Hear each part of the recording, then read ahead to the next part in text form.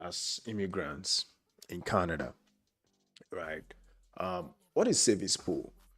Savings pool is when a number of people come together, to save their money in one purse, and they take turns to take out of the purse. That's basically what it means. That's the layman explanation of it. Let me see what AI is going to say that savings pool is. What is savings pool?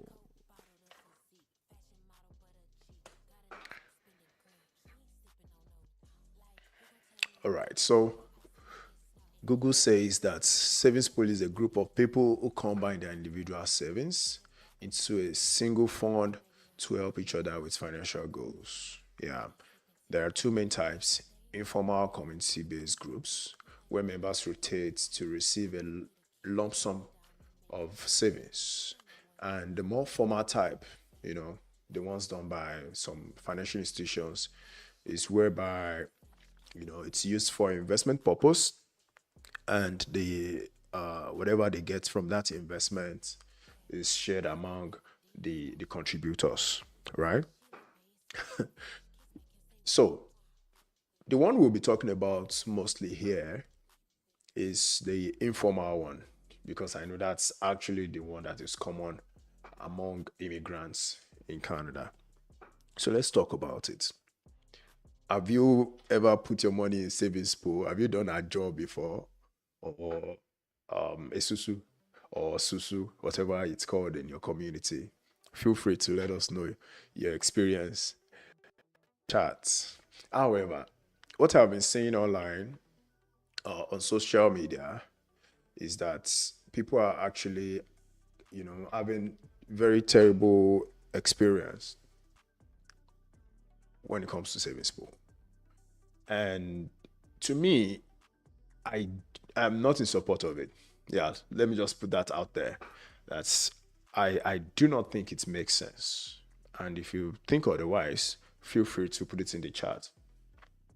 I don't think it makes sense to actually do savings pool.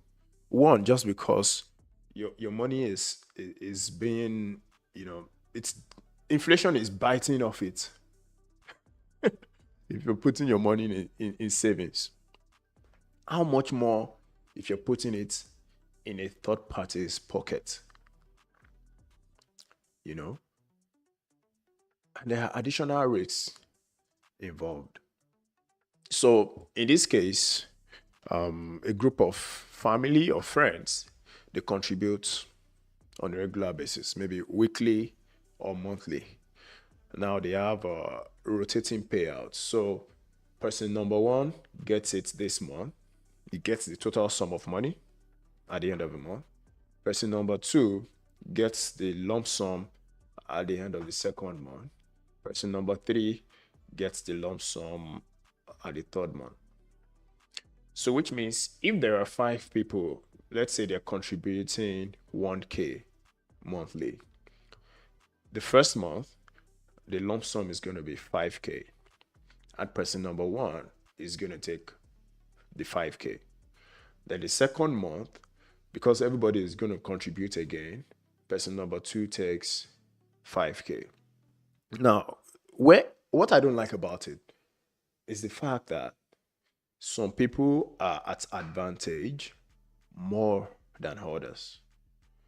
For example, person number one gets the chance to get the money upfront in the beginning and make use of that money for whatever they want to do.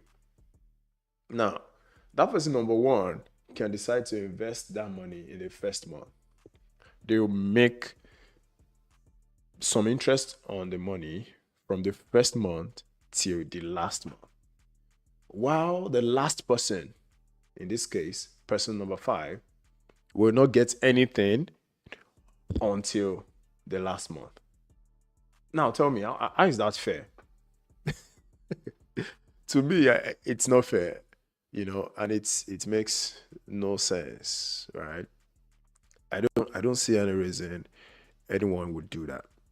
So at least my first reason, my first point against it is that it is not, uh, it's not equitable. Yeah, you may say that, yeah, they're getting the same exact amount of money, but no, there's something called time value of money. You can say 5 months is short. Well, it is not. Have you seen what the market is saying?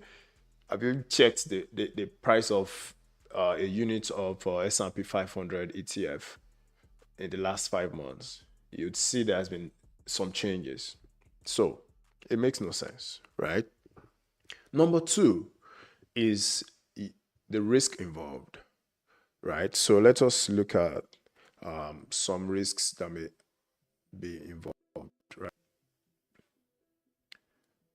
So there's a risk of someone actually eloping with the money. Yeah, you can say, why? Should we will put it in a bank account? Well, who is signatory to that bank account? All five of you will likely not be signatory to that bank account. And the thing is, in Canada, if you're going to be collecting money from people, deposits from people, there are regulations that guide that kind of business. Because at that point, you are a money service business. So if you're an MSB, a money service business, you have to be licensed in some way, registered in some way with the regulators. These savings pool guys, they're not registered. They're usually just created a WhatsApp group or Telegram, you know. So there's risk of your money being stolen. And what actually made me talk about this is because I think I saw someone complaining on social media. He's an immigrant in Canada, like myself, and they were complaining that, oh, someone eloped with their money. You know, they can't even. Who are they going to go to? Oh, probably they'll go to small claims court. You know, and it just doesn't make sense. We're still going to talk about alternatives available to immigrants. You know, where should you put your money? But first, let's talk about the issues of this savings pool. What if the person goes steals your money? They move, maybe they change province. You know, it's too informal for you to be putting your money there. What's stopping you from putting your money in a bank account? You know, I understand that some people are just culturally, they are used to it, to putting their money in a jar, savings pool. But to me, I don't think it's really good. It's not safe, right? Another thing is, let's talk about deposit insurance. You know, so in Canada, there's a company, or let's say a an institution called the I think it's Canadian Deposit Insurance. I don't even know what it's the full meaning. Oh boy. Okay, let me see. Yeah, Canada Deposit Insurance Corporation. You know, this corporation requires all banks, MSBs, to register with them, and they'll be able they'll be like some form of insurance for your deposit. So if you have your money in any bank, you have insurance, up to 100,000. In the event that the bank fails, your savings pool does not have this. Or do you think the savings pool cannot fail? The savings pool can fail, because even the big banks can fail. They know that risk exists. That is why there's CDIC. That's why there's deposit insurance. So the savings pool, there's nothing like deposit insurance for that.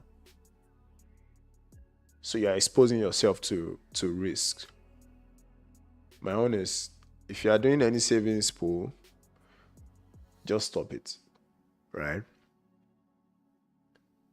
Okay, look now. What are the kind of deposits covered by CDIC?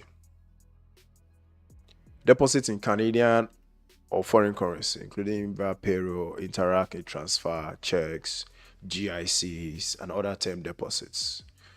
Products that are not eligible are mutual funds, stocks and bonds, ETFs, crypto, etc. Now, wherever you're putting your money as an immigrant in Canada, if you come to this website and you cannot find their name on this website, you must be able to put the name of your bank. Let me just put one here. CIBC. You can see that CIBC is a member of CDIC, which means if you put your money here, if anything happens to CIBC, you get your money back up to $100,000. So how would you put your money in a savings pool? Let me see, maybe there's any savings pool. There's none. Well, I don't know any name of any savings pool group. You can find such groups here. So let's play safe. We're already going through a lot of stress to actually make this money. So let us, protect it. Don't play wayo with your with your money. I should interpret that. Don't play games, with your money. Don't put your money in savings pool. I don't know. Maybe it works for you. But let's look at alternatives. Let's look at other places you can actually put your money.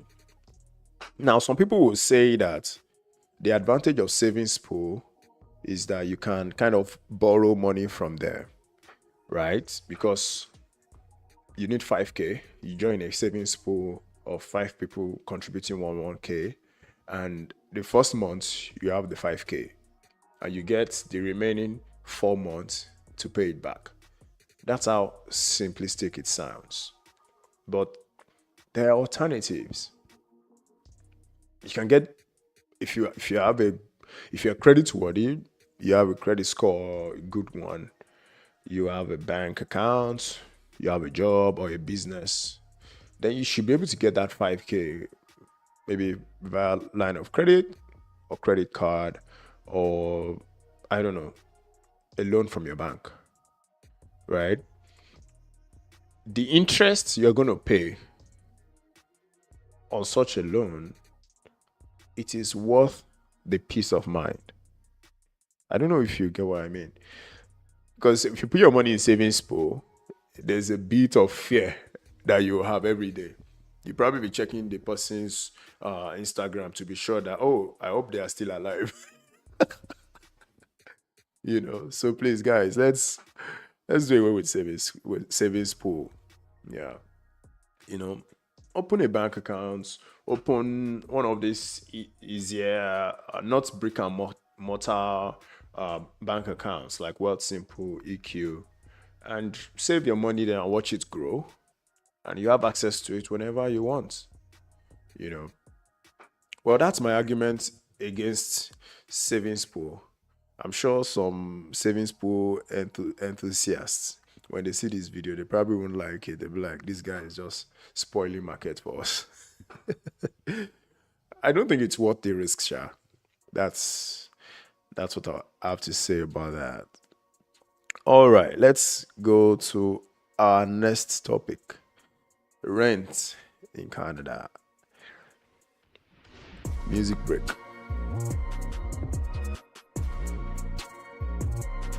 Chat like this. Thank you so much. I hope you enjoyed watching this. If you did, let me know in the comments.